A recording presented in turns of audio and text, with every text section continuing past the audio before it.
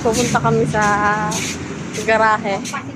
Kasi, ano, so vlog ko to. Ayan. Ganda ko. Mag-vlog malamang eh. Ayan, pupunta kami garahe kasi hahada ng cellphone ko. Pero magbibidyo muna tayo. Eh, ang sito. Ang kultang tawa ko. Wait lang. Hi kayo sa vlog ko. Joke lang.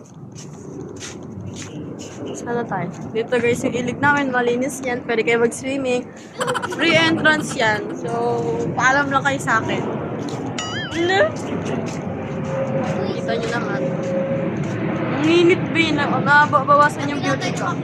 Hey.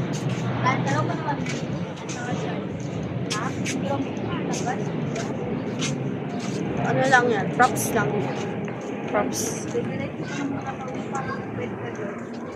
Hello? Hi kayo sa vlog ko. Hello? Paslabog. Ang ganda ko dito. Hello? May mga pangit sa likod ko guys. TikTok. Hi guys, may nakikita na akong ano doon, kawawa doon no. Ayun, tignan nyo guys. Tignan nyo guys. Unggoy po yan. So, nakaka-sunburn. Uy. Tara na. Sige mo na dito. Bye-bye guys. Vlog-vlog ka. Bye-bye guys. Bye-bye. Ano yung pinagsasabi ng mga trug sa'yo na yan? Ha?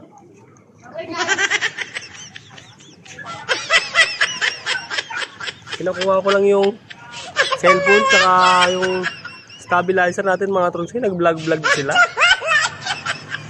Paano mga trugsoy? Tuloy na lang natin doon. Nakampisa na nila. Pinumpisahan na. Tatapusin natin syempre. Alright.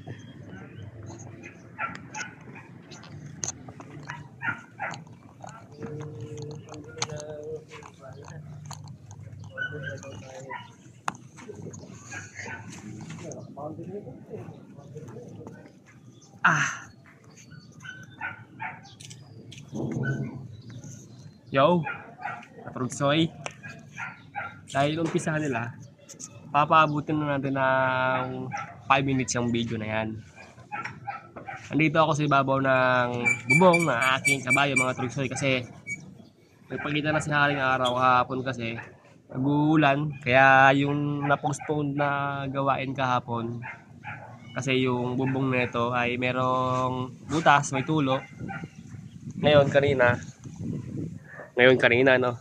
Kanina ang ginawa ko ay tinuklap ko na tong butas to yan at nakutkot na tapos tinanggal na yung mga kalawang nangyari ay minasilihan na. Ngayon iintay na lang natin mga Trugsoy na matuyo tapos pag natuyo na yan mga Trugsoy ay mamasilyahan na natin para wala nang tulo yung bubong natin. Pansamantagal lang muna to kasi kailangan ito baklasin to buo eh. Kasi ito dati na fiber na to, fiber. Ngayon syempre sa katagalan na wala pang pandemic na fiber na yan mga Trugsoy. Ngayon dumaan yung pandemic. Syempre yung ilalim nito nabulok na ulit, nalawang na. Ngayon syempre nagkabutas ha, may tulo na yung ilalim natin. Sa may driver side tumutulo yung tubig. Ngayon pansamantala lang muna mamasilyahan tapos para mawala muna yung tulo. Pero pagka nagkaroon na ng time at open na yung schedule natin mga Trugsoy, babaklasin natin to kasi umangat na yan umangat na siya. Kailangan baklasin to tapos grinder rin para matanggal yung mga kalakalawang niya tapos talagyan ng primer para tumagal tapos siguro papayiberan ulit ng panibago. So hanggang doon na lang muna mga Trugsoy. Bye bye, ingat, I love you all. Yun lang po muna ang update. Please like, share and pakipollow na po ng aking page Buhay ng Chopper TV at saka yung YouTube ko rin po, Buhay ng Cheper TV. Bye-bye.